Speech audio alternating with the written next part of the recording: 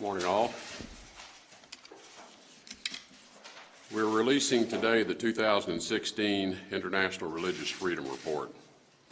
This report is a requirement pursuant to the International Religious Freedom Act of 1998, legislation that upholds religious freedom as a core American value under the Constitution's First Amendment, as well as a universal human right. This law calls for the government to, quote, stand for liberty and stand with the persecuted, to use and implement appropriate tools in the United States foreign policy apparatus, including diplomatic, political, commercial, charitable, educational, and cultural channels to promote respect for religious freedom by all governments and peoples. Almost 20 years after the law's passage, conditions in many parts of the world are far from ideal. Religious persecution and intolerance remains far too prevalent. Almost 80% of the global population live with restrictions on or hostilities to limit their freedom of religion. Where religious freedom is not protected, we know that instability, human rights abuses, and violent extremism have a greater opportunity to take root. We cannot ignore these conditions. The Trump administration has committed to addressing these conditions, in part by advancing international religious freedom around the world. The State Department will continue to advocate on behalf of those seeking to live their lives according to their faith.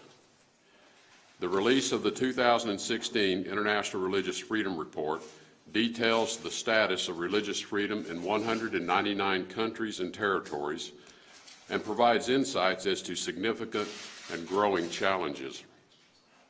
Today, I want to call out a few of the more egregious and troubling examples. As we make progress in defeating ISIS and denying them their caliphate, their terrorist members have and continue to target multiple religions and ethnic groups for rape, kidnapping, enslavement, and even death. To remove any ambiguity from previous statements or reports by the State Department, the crime of genocide requires three elements: specific acts with specific intent to destroy, in whole or in part, specific people, members of national, ethnic, racial, or religious groups. Specific act, specific intent, specific people. Application of the law to the facts at hand leads to the conclusion ISIS is clearly responsible for genocide against Yazidis, Christians, and Shia Muslims in areas it controls or has controlled. ISIS is also responsible for crimes against humanity and ethnic cleansing directed at these same groups, and in some cases against Sunni Muslims, Kurds, and other minorities. More recently, ISIS has claimed responsibility for attacks on Christian pilgrims and churches in Egypt. The protection of these groups and others subject to violent extremism is a human rights priority for the Trump administration. We will continue working with our regional partners to protect religious minority communities from terrorist attacks and to preserve their cultural heritage. As the 2016 report indicates, many governments around the world use discriminatory laws to deny their citizens freedom of religion or belief. In Iran, Baha'is, Christians, and other minorities are persecuted for their faith. Iran continues to sentence individuals to death under vague apostasy laws. 20 individuals were executed in 2016 on charges that included, quote, waging war against God. Members of the Baha'i community are in prison today simply for abiding by their beliefs. We remain concerned about the state of religious freedom in Saudi Arabia. The government does not recognize the right of non-Muslims to practice their religion in public and applied criminal penalties, including prison sentences, lashings, and fines for apostasy, atheism, blasphemy, and insulting the state's interpretation of Islam. Of particular concern are attacks targeting Shia Muslims and the continued pattern of social prejudice and discrimination against them.